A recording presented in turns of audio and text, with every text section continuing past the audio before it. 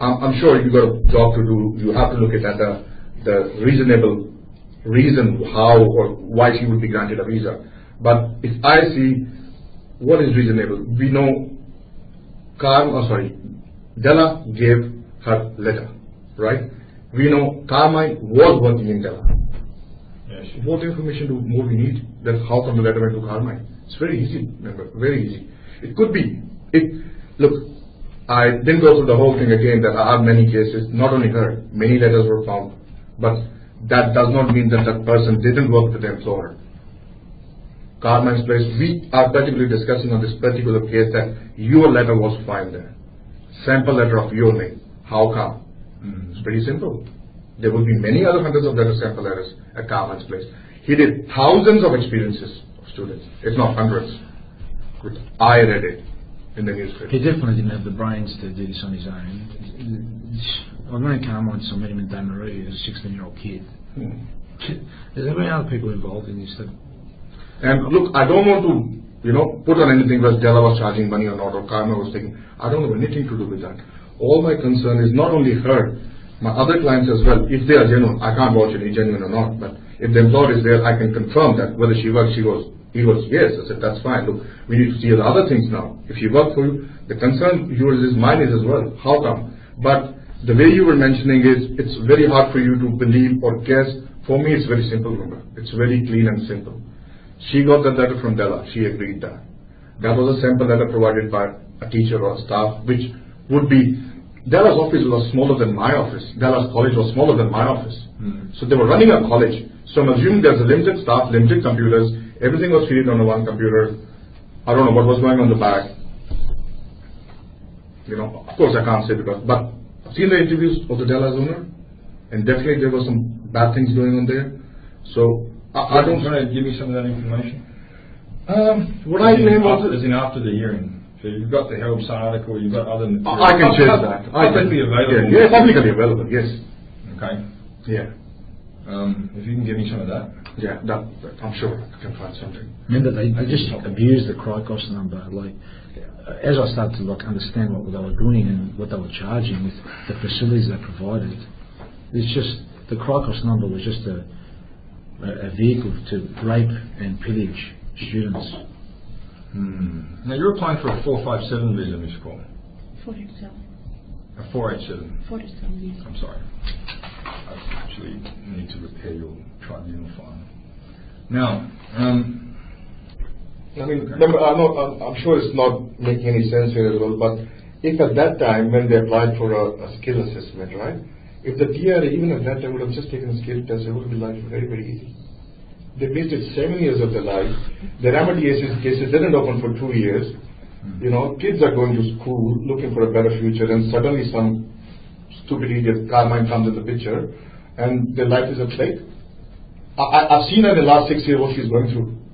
They're not sure what's going to happen, whether they can stay or she can have to go back. Because when was she refused this visa? I think 2004. So you'd have to be thinking about the 3-year period coming up anyway, if you know what I mean. I know what you mean, but I'm strongly suspecting that our experience is genuine. So, and there's a very valid reason how the experience would have been. I'm not saying that. I'm just saying that. It would probably no matter what the tribunal finds, no matter how it goes. May 2015. So the 3-year period is, it's not far off expiring. But if you make a negative decision, we won't have that much time to get them still here. If you look into a lot of the bakeries, because I sort of look at what my competitors do, and all of them, the big bakeries like Laurent, there's Churico, all these places, they all run their kitchens. Sorry to cut you. I might ask you one more question as well. Well, I'm hoping for a positive decision from the member, because what suspects here is I don't see any reason why the letter can't be at Carmen's place. It's very simple. There have been many letters at Carmen's place. Worst case scenario, as member said that, because they have to make a decision if 4020 comes in the picture, the only option she would have in the future is to apply for a 457 visa. That's also after May 2012. Now, I want to ask you, just curiosity's sake, if she is looking for an employer, will you hire her in the future if she's a good person? Or you? Of course. Like now, I've just brought Noel from Sri Lanka. I waited 1 year for him. 1 year for him to come and work for us. I hope we don't have to get to that stage, but he's got gold medals. He's been to Germany in the Culinary Olympics. He's got a resume. I can't even touch him in my abilities as a pastry chef. And the other, just something came in mind. The other 3 people that I'm currently sponsoring, and all the other people that have got their 457s and got PR, all my night crew is on basically from people that did 900 hours, remember. And if you look into it, if you've got the ability to walk into other people's factories like I can through suppliers and so forth, I can walk into their factories and they don't even know who I am, and I'm a competitor. I can just bring up my flour company, so get me to Lalonde's factory in Croydon. They'll get me in there. Half the people working there are all people from 900 hours, and they're sponsored, and because there's no other way to run these businesses.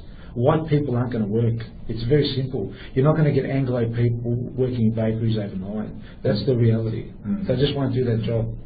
They're all black people, Chinese, Indians, Greeks off the boat. It's just no other way. There is no. Is that your background? I'm Greek.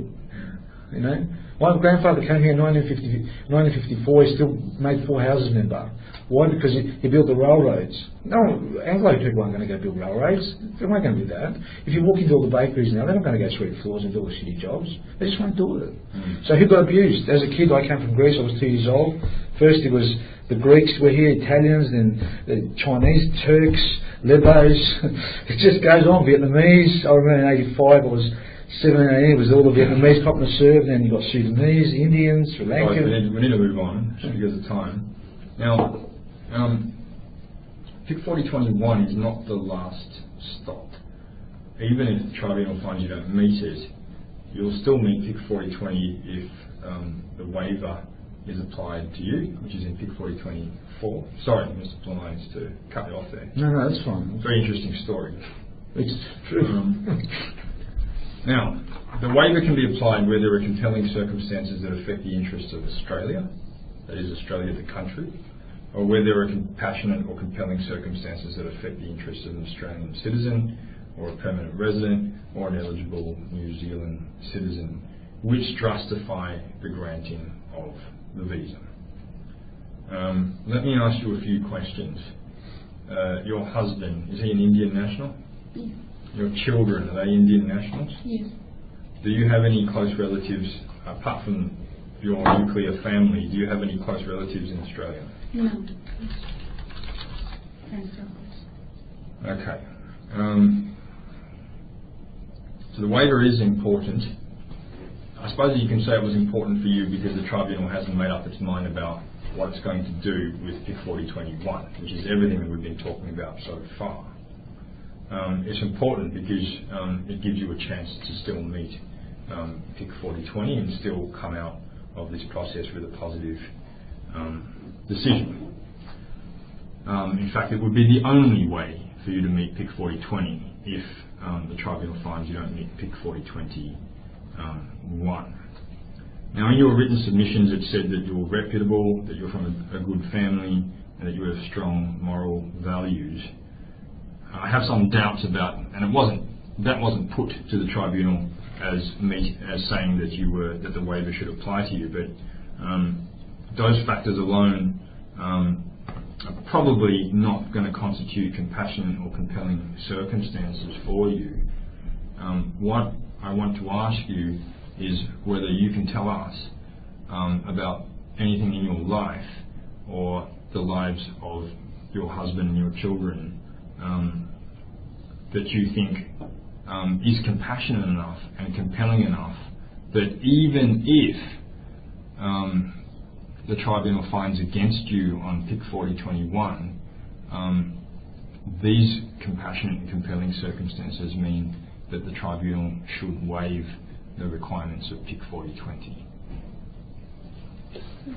कोई ऐसे हालात है जिहड़े कि तुहाडे जिस चीज़ दा तुहाडे ते दबाव हो या तुहाडे ते तरस खा के इस तरह हालात है जिहड़े ते ध्यान दे के कि तुसीं तुहानूं इह वाला वीज़ा ना मिलिया तो उसदा की असर होएगा किसी